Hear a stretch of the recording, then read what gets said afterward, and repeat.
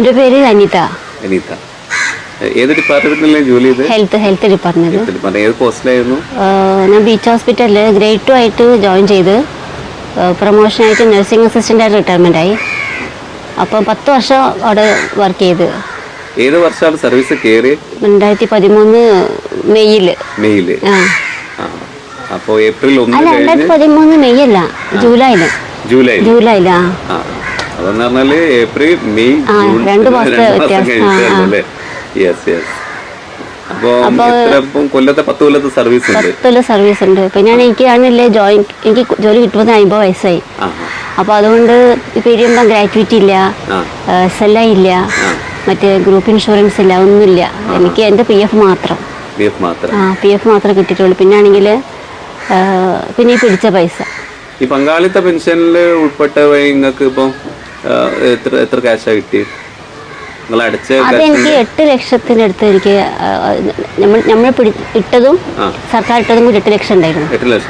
അതിൽ നമുക്ക് 6 ചിലരെ എനിക്ക് തന്ന് 3.5 അടുത്ത് അവരവിടെ പിടിച്ച്.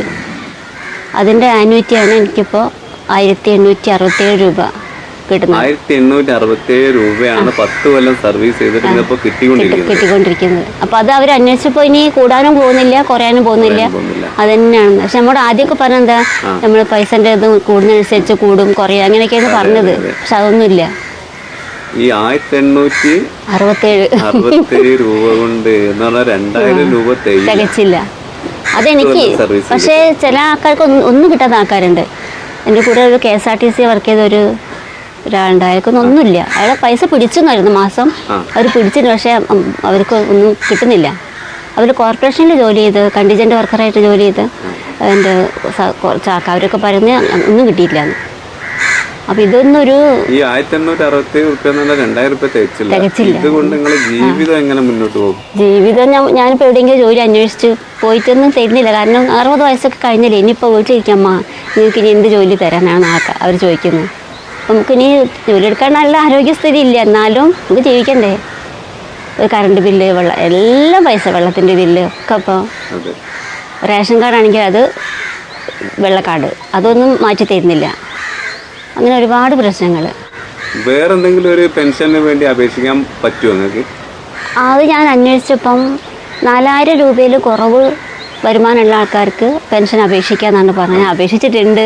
PF പെൻഷൻ ആണെങ്കിൽ നിങ്ങൾക്ക് ഈ പങ്കാളിത്ത പെൻഷനാണ് 600 രൂപ കിട്ടെങ്കിൽ അത് അപേക്ഷിക്കാൻ പറ്റില്ല.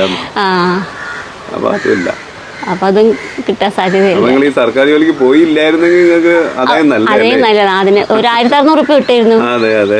നമുക്ക് ഇതിപ്പോ കഷ്ടപ്പെട്ട് 10 വർഷം ബീച്ച് ഹോസ്പിറ്റലിൽ നല്ലോണം കഷ്ടപ്പെട്ട വർക്കാണ് അവിടെ നൈറ്റ് ആയാലും ഈവനിങ് ആയാലും നല്ല തിരക്കുള്ള ഹോസ്പിറ്റലാണ്. നമ്മൾ കഷ്ടപ്പെട്ടിന് അവിടെ. കോവിഡിനൊക്കെ ആയിട്ടാണ് ഒരുപാട് കഷ്ടപ്പെട്ടത്. ഇത്രയും ചെയ്തിട്ട് നമുക്ക് വയസ്സുകാലത്ത് ഒന്നുമില്ല എന്ന് പറയുമ്പോൾ ഭയങ്കര സങ്കടമുണ്ട് ആലോചിച്ചിട്ട്. കാരണം നമുക്കിനി മുന്നോട്ടുള്ള ജീവിതം എന്താവും അറിയില്ല. എനിക്കാണെങ്കിൽ മക്കളുമില്ല, കല്യാണം കഴിഞ്ഞിട്ടില്ല. മക്കളുണ്ടെങ്കിൽ അവർ സംരക്ഷണം ഉണ്ടാവും, അതുമില്ല. അപ്പോൾ വലിയ വിഷമമുണ്ട് ആലോചിക്കുമ്പോൾ. നമുക്കിത് ജോലി കിട്ടുമ്പോൾ കിട്ടിയ സന്തോഷത്തിൽ ഇതിൻ്റെ പുറകിൽ ഇങ്ങനെ ഒരു ചതി ഉണ്ടെന്ന് മനസ്സിലായിട്ടേ ഇല്ല. നമുക്ക് ജോലി കിട്ടിയ സന്തോഷമായിരുന്നു. ഇപ്പോൾ റിട്ടയർമെൻറ്റ് ആവുന്നത് വരെ നമുക്ക് ഇങ്ങനെ ഇത്രയും തുച്ഛമായ പൈസ ആയിരിക്കും നമ്മൾ ചിന്തിച്ചിട്ടില്ല. കിട്ടിക്കഴിഞ്ഞപ്പോഴല്ലാത്തൊരു വിഷമമായിപ്പോയി. എന്താ പറയുക, ഒരു ചതി പോലെ ആയിപ്പോയി.